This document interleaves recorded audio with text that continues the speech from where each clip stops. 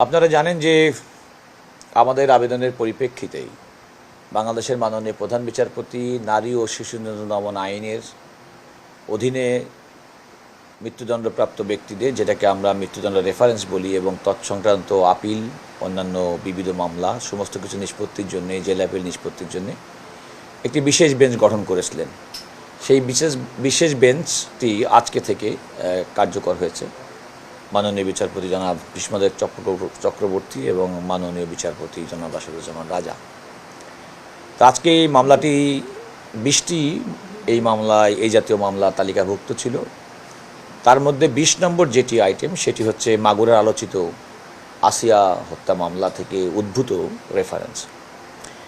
আমি আদালতকে গিয়ে আমাদের পূর্ব সিদ্ধান্ত অনুযায়ী আদালতকে জানিয়েছি যে রাষ্ট্রের পক্ষ থেকে এই মামলাগুলো শুনানি এবং নিষ্পত্তিতে আমরা কোনো রকম মুলতবি গ্রহণ করব না। মামলা যতগুলো মামলা আছে আমাদের পূর্ণ প্রস্তুতি আছে।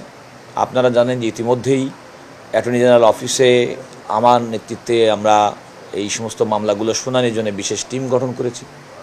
টিমের 4 জন সদস্য এখানে দেখছেন আছে এখানে ব্যারিস্টার মেহেদি হাসান, ব্যারিস্টার ওসমান চৌধুরী, দেওয়ান হুমায়ুন কবির রিপন এবং মিস্টার আপেল মাহমুদ।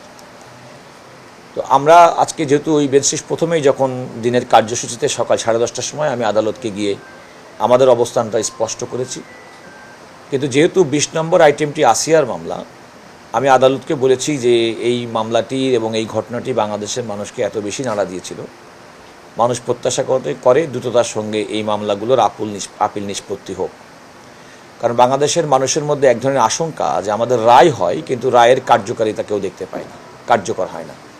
সেইটি বিবেচনায় নিয়ে আমি আদালতকে বলেছিলাম যে কোনোভাবেই আপনার যদি সুযোগ হয় তাহলে এই মামলাটি, আসিয়ার মামলাটি অগ্রাধিকারের ভিত্তিতে শুনানি অনুরোধ করেছিলাম, আবেদন জানিয়েছিলাম। আদালত বলেছেন যে প্রথম থেকে যে মামলাগুলো সেগুলো কিন্তু 2019 সালের মামলা, তো তারা এতদিন পর্যন্ত মৃত্যুদণ্ডের কাস্টে আছে, তাদেরও প্রায়োরিটি অগ্রাধিকার দিতে হবে। আমি সেটা বলেছি, অবশ্যই তাদের অগ্রাধিকার পাবে।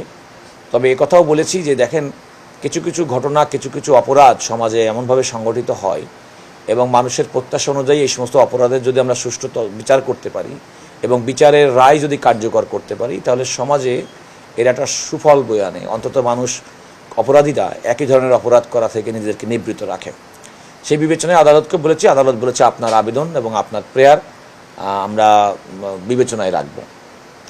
এবং সেই কোর্টে মামলা শুনানির জন্য আমাদের যে লিগ্যাল টিম, সেই টিম সেখানে ডিপ্লয়েড আছে এবং তারা প্রথম থেকে মামলা শুনানি করার জন্য 20 পর্যন্ত, যে আসিয়া পর্যন্ত প্রত্যেকটি মামলা শুনানি করার জন্য তাদের প্রস্তুতি রয়েছে।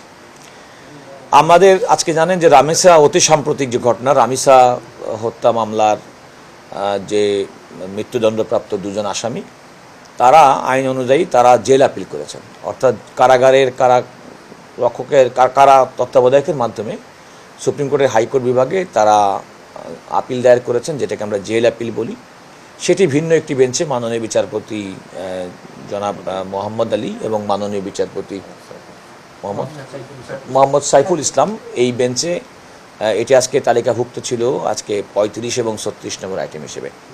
আমি 34 এবং 35 নম্বর আইটেম হিসেবে ছিল।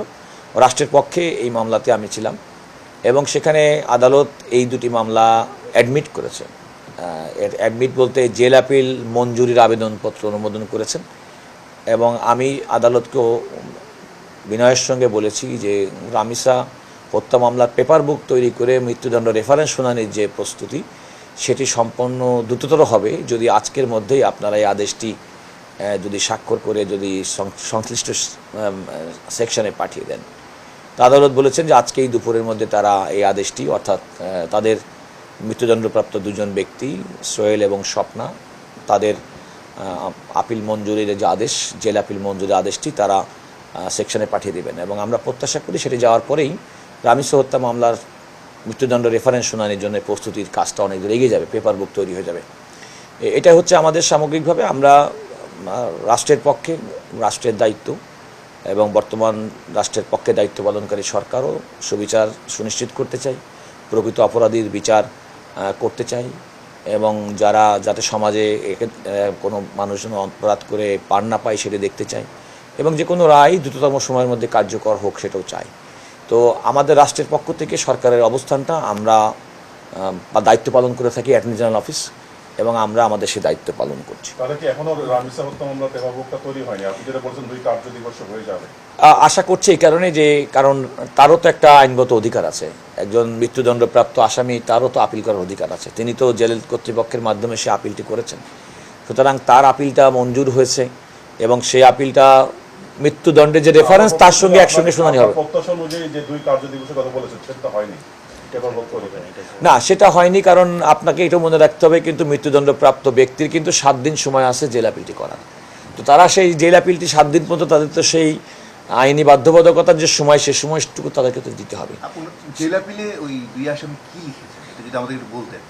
আসলে আমি জেল আপিলে মূল দণ্ডপ্রাপ্ত আসামি সে আপিলের গ্রাউন্ড হিসেবে বলেছে যে আমি আর্থিকভাবে অসচ্ছল, আমি অটোরিকশা গ্যারেজে মিস্ত্রির কাজ করতাম, আমি নিয়মিত ইয়াবা মাদকাসক্ত ছিলাম, আমি মাদকাসক্ত নেশাগ্রস্ত হওয়ার কারণে পরিবারে প্রায় ঝগড়া বিবাদ লেগেই থাকতো। ইতিপূর্বে আমি কোনো অপরাধে জড়িত ছিলাম না। পত্র মামলার ভিকটিমের সাথে যে ঘটনা ঘটেছে তা মাদকাসক্ত ও নেশাগ্রস্ত অবস্থায় হয়েছে। আমার আর্থিক অভাব, পারিবারিক অশান্তি, মাদকাসক্ত ও নেশাগ্রস্ত হওয়ার কারণে ঘটনাটি সম্পূর্ণ অনিচ্ছাকৃত অবচেতনভাবে হয়েছে।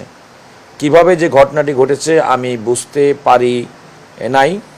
আমার একটিমাত্র ছেলের পড়াশুনো খরচ ও পরিবারের ভরণ পোষণ করার মতো কেউ নাই। আমি ভুল করেছি, আমি ক্ষমা চাই।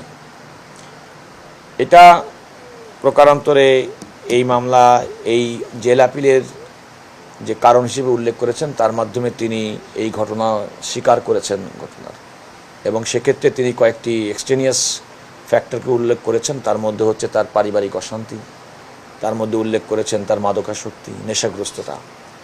এগুলো আপিল করার ক্ষেত্রে অনেক সময় অনেকে পিলি নেয়, এগুলো চূড়ান্ত বিবেচনা হবে যে নিম্ন আদালত যে রায় দিয়েছেন যথোপযুক্ত সাক্ষী প্রমাণের ভিত্তিতে সেই রায়টি দিয়েছেন কিনা।